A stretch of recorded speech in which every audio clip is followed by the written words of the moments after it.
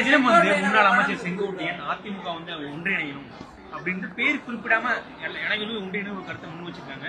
நீங்களும் என்டிஏ கூட்டணி அமைக்கும் போதுமே எல்லாரும் ஒன்றிணையும் ஒரு கருத்தை நீங்க முன் வச்சிருக்கீங்க. எப்படி பாக்குறீங்க? இன்னைக்கு நான் எந்த கருத்து சொன்னாலும் கூட அது சரியாக இருக்காது. அனைத்து இந்திய அண்ணா திராவிட முன்னேற்ற கழகத்தை பொறுத்தவரை பொதுச் செயலாளர் இருக்கிறாங்க, அந்த கட்சிக்கான தொண்டர்கள் இருக்கிறாங்க, அந்த கட்சிக்கான தலைவர்கள் இருக்கிறாங்க. அதுல ஒரு முக்கியமான தலைவர் அண்ணன் செங்கோட்டையன் அவர்கள் இன்னைக்கு பேசியிருக்கிறாங்க. அந்த கருத்து அவருடைய கட்சி, அவங்களுடைய தலைவர்கள், அவர்கள் எல்லாம் சேர்ந்து விவாதிக்க வேண்டிய ஒரு விஷயம். அதனால் இதுல நான் வெளியே இருந்து பாரதிய ஜனதா கட்சியினுடைய ஒரு தொண்டனாக இருந்து இந்த நேரத்தில் நான் கருத்து சொல்வது சரியாக இருக்காது. அதனால் நிச்சயமாக அவருடைய கருத்துக்கு அவர் சார்ந்திருக்கக்கூடிய கட்சிகள் அவங்க முடிவெடுப்பாங்க. அதனால் அவர் சொன்னதை நானும் பார்த்தங்கன்னா இதுல இந்த நேரத்துல நான் கருத்து சொல்ல விரும்பல. அதே நேரத்தில் எங்களுடைய மாநில தலைவர் அண்ணன் நயினார் நாகேந்திரன் அவர்கள் சொல்லியிருக்கக்கூடிய கருத்தையும் கூட நான் கவனித்தேன். ஆனால் மாநில தலைவர் ஒரு கருத்து சொல்லியிருக்கிறாங்க. இந்த நேரத்தில் நான் எந்த கருத்தும் சொல்ல விரும்பலைங்க.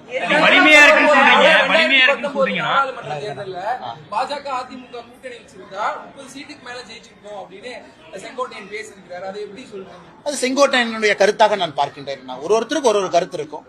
பாரதிய ஜனதா கட்சியினுடைய தொண்டருக்கு ஒரு கருத்து இருக்கும், பாரதிய ஜனதா கட்சி தலைவர்களுக்கு ஒரு கருத்து இருக்கும். செங்கோட்டையன் அவரு கருத்து சொல்லியிருக்கிறாரு. அந்த 6 பேர் அப்படின்னு தலைவர்கள் பேர் சொல்லல, அவங்களுடைய கருத்தாகத்தான் பார்க்கிறேன். அதை பற்றி நான் கருத்து கூற விரும்பலைங்க. பாஜக ஒன்றிணைந்து தேர்தல் கூட்டணிக்கான தேர்தல் பணிக்கான வேலை தீவிரமா போயிட்டு இருக்கு. செங்கோட்டையன் அவர்களுடைய கருத்து தெரிவிச்சோன்னா தேனி பக்கம் எடப்பாடி பழனிசாமி பிரச்சாரம் போகும்போது பாதிப்பு ஏற்படுது.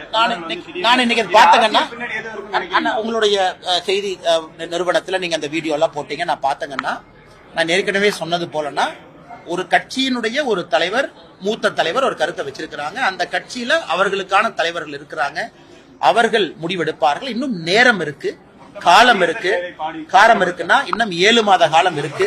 அதனால் நிச்சயமாக எல்லாம் சுமூகமாக போகும் என்பது என்னுடைய நம்பிக்கைங்க. தேசிய ஜனநாயக கூட்டணியில அங்கம் வகிக்கக்கூடிய கட்சி ஒரு அதிமுக. அந்த கட்சியில இந்த மாதிரியான உட்கட்சி சோசியலிஸ்ட் சலசலப்புகளா இருக்கு.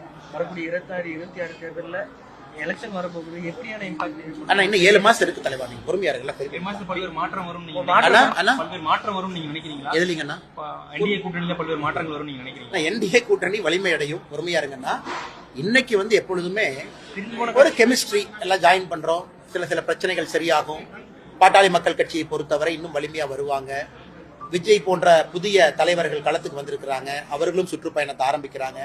தமிழகத்தை பொறுத்த வரைக்கும் அடுத்த ஒரு 6 மாத காலம் அரசியல நான் ரொம்ப இன்ட்ரெஸ்டிங்கா பாக்குறேன். நிறைய சேஞ்சஸ் வரும், நிறைய காம்பினேஷன் மாறும், நிறைய புதிய விஷயங்கள் மக்கள் பார்ப்பாங்க.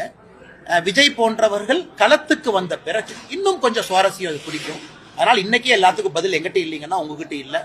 6 மாத காலம் 7 மாத காலம் இருக்கு. பொறுமையா பேசுவோம். நேத்து நீங்க கேட்டீங்க பேசினேன், இன்னைக்கு கேட்டீங்க பேசினேன். இன்னும் 1 வாரம் கழிச்சு பேசுவோம். பொறுமையா இருப்போம். அரசியல் களத்தை பார்ப்போம்.